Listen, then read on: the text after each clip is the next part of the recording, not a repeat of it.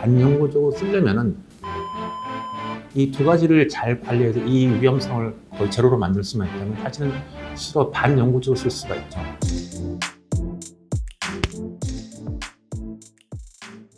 네, 안녕하세요 여러분. 오늘은 제 전문 분야인 무릎 관절 얘기를 좀 해볼까 합니다. 먼저 인공관절 얘기를 좀 해볼게요. 많이 하죠. 아마 통계로 보면은 우리나라에서는 연간 한 5만 5천 건, 6만 건 정도가 진행되고 미국은 연간 한 50만 건 정도 하고요. 굉장히 흔하게 하는 수술이죠. 많이 합니다. 이렇게 많이 하다 보니까 정보도 많아요. 이걸 소개하는 글도 많고 대부분 이제 옳은 말도 쓰여 있고 멋진 대로 잘 설명이 되어 있는데 좀 이상하게 느꼈던 게 뭐냐면은 인공관절 수명에 관한 얘기예요. 인공관절이 뭔지는 대부분 아실 것이고 이게 사람이 만든 쇠하고 플라스틱이다 보니까 수명이 있어요. 이렇게 얘기를 하면 이제 그 다음에 질문이 나오는 게 얼마나 쓰나요? 이렇게 질문하시거든요. 이제 인터넷이나 유튜브 뭐 이런 데를 보면은 10년 써요? 15년 써요? 이렇게 얘기를 하고 말아요. 그럼 과연 여러분 10년 쓰면은 15년 쓰면은 수술을 다시 해서 이걸 끄집어내야 되나요? 저는 인공관절 수술한 지가 한 20년이 넘습니다. 그렇게 따지면 저는 10년 전에 20년에 수술했던 걸 열심히 지금 빼고 있어야 되거든요. 근데 저는 안 빼거든요. 뺀 적도 거의 없고요. 그럼 뭐가 잘못된 거죠? 이게 인식의 차이인데요. 수명이 있다 그러니 일반인들은 이거를 자동차 부품처럼 생각해요. 자동차 부품이 얼마를 쓰고 나면 뭐 옛날에 쓴 거를 교환을 하죠. 이해를 하는데 인공관절의 수명은 자동차 부품과 틀립니다. 좀 어려운 얘기가 되는데 인공관절의 수명은 확률로 표현이 돼요. 그게 뭔 소리냐? 좀 쉽게 말씀드리면은 나이가 60세 이상 환자로 판정을 한다면은 15년 뒤에도 별 문제 없이 쓸 확률이 92%에서 93% 정도는 돼요.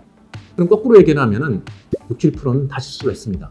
이거를 이해하려면 6, 7%를 왜 수술했는지를 확인을 해봐야 돼요. 그걸 데이터를 쭉 확인해 봤더니 재수술을 한 가장 큰 이유가 뭐냐면 감염, 고름 생긴 거. 두 번째는 골절. 이 두 개의 원인이 대부분을 차지를 해요. 진짜로 마모가 돼서 없어져서 뭐가 닳아서 부품을 교체해야 되는 경우는 1.5% 정도 돼요. 즉 관리만 잘하면은 거의 반영구적으로 쓸 수 있다가 돼요. 반영구적으로 쓰려면은 실패하는 원인을 없애야죠. 염증, 골절. 이 두 가지를 잘 관리해서 이 위험성을 거의 제로로 만들 수만 있다면 사실은 수로 반영구적으로 쓸 수가 있죠. 그 말대로 하면은 나이 젊은 사람도 술을 막 해도 되는 거 아니냐? 그 말은 틀립니다. 가능하면 나이가 들어서 술하는 게 좋아요. 왜냐하면은 나이가 젊으면 젊을수록 이 재수술의 위험성이 커지거든요. 제가 아까 설명을 드릴 때 60세 이상이라고 말씀드렸잖아요. 60세 이하를 통계를 어떻게 되냐면은 대개 15년 뒤쯤 재수술하는 확률을 확인해 봤더니 약 한 86% 정도가 돼요. 6% 차이 나나요? 확률의 차이가 나요. 진료실에 앉아 있으면 어떤 얘기 들리냐면은 원장님 오래 가는 걸로 해주세요. 인공관절 오래 가는 걸로. 여러분들이 오해하는 것 중에 하나가 뭐냐면 인공관절의 종류에 따라서 수명의 차이가 있을 거라고 생각하시면 그렇진 않아요. 좀 쉽게 설명드리면 흔히들 좋은 차라고 하는 외제차들 중에 이제 BMW, 아우디, 벤츠 이런 것들이 있죠. 제가 차를 광고하는 건 아니고요. 되게 좋은 차들이잖아요. 그러면 과연 이 차들이 차이가 있나요? 크게 성능의 차이가 있나요? 물론 이제 몇 년마다 뭐 모델마다 차이가 있죠. 이건 뭐 몇 기통에 뭐 몇 마력에 뭐 제로 빼기가 어쩌고 막 나오는데 사실 일반인 저 같은 차에 관심 있는 사람이 타면은 그냥 핸들 있고 엔진 있고 변속기 있고 바퀴 4개 달려있고 그러잖아요. 그런 것처럼 인공관절도 여러 회사에서 만들어내요. 모델들만의 각기 특징들이 있고 자기 회사에서 좋다고도 광고를 하는데 실제로 이걸 가지고 데이터를 내거나 분석을 해보면은 대동소이합니다. 수명의 차이는 크게 없기 때문에 주治의사님과 상담을 잘 하시고 거기에 맞춰서 잘 치료를 받으시고 그 이후에 관리를 어떻게 하느냐가 굉장히 중요합니다.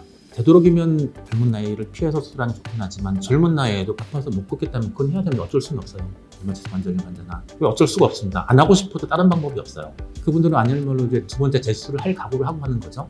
이 인공관절 수술이란 거는 아프니까 못 걸으니까 여러분들 편하게 하자고 하는 수술이거든요. 재수술을 하면 됩니다. 못할 이유는 없어요. 근데 가능하면은 이런 재수술을 피하고 한 번 더는 관절을 오래 쓸 수 있는 방향을 찾으시는 거지 않습니까? 그 방법이 뭐냐면 관리하는 데 깔려 있고요. 아까 설명드렸듯이 감염과 골절을 피해야 되기 때문에 이거 부분을 집중적으로 관리하셔야 됩니다. 수술하신 분들을 꼭 관리해야 될 게 골다공증 검사를 하고 규칙적으로 체크를 하고 맞춰서 골다공증 치료를 꾸준히 할 중요를 합니다. 그리고 염증 문제는 제일 문제가 되는 수술과 연관이 되어 있기 때문에 병원에서 감염 관리가 잘 된 병원을 찾으시는 게 좋습니다. 또 하나는 이제 일상생활 중에 염증이 생길 수 있는 환경을 피해야 돼요. 가장 흔한 게 치아, 이빨 관리입니다. 그러니까 예를 들어서 치과 치료를 받잖아요. 그럼 치과 치료를 받을 때 그 상처를 통해서 균이 들어가요. 이 사람의 입이라는 게 어떻게 보면 세균 창고거든요. 되게 증식도 많고 그런데 입안에 조그마한 상처가 있거나 치아를 발치하게 되면 그 상처가 생기면 그걸로 균이 들어갑니다. 뭐 대부분은 별 문제가 없는데 그 균이 재수가 없으면 어디 가냐면 인공관절로 가서 붙어요. 그럼 염증이 생기죠. 치아를 발치를 하거나 임플란트를 해야 된다면은 꼭 수술하신 주치의와 상의를 하시고 치과 치료 전후에 꼭 항생제를 드셔야 돼요. 그래야지 고름이 생기는 거를 막을 수가 있습니다. 조그마한 시술들 있지 않습니까? 비뇨기과 시술이나 뭐 그런 걸 할 때 미리 의사 선생님한테 본인이 인공관절 수술했다는 걸 미리 알려주셔야지 거기를 대비를 하고 약을 조절할 수가 있습니다. 그런 조그만 사항들을 잘 지켜주신다면 인공관절은 거의 반영구적으로 사용할 수 있으니까 그렇게 수명에 관련해서는 너무 신경 안 써도 됩니다. 그러니까 수명 걱정하지 마시고요. 수술 잘 받으시고 꼭 잘 하시고 관리를 잘 하신다면 반영구적 쓰실 수 있으니까 안심하고 쓰셔도 됩니다.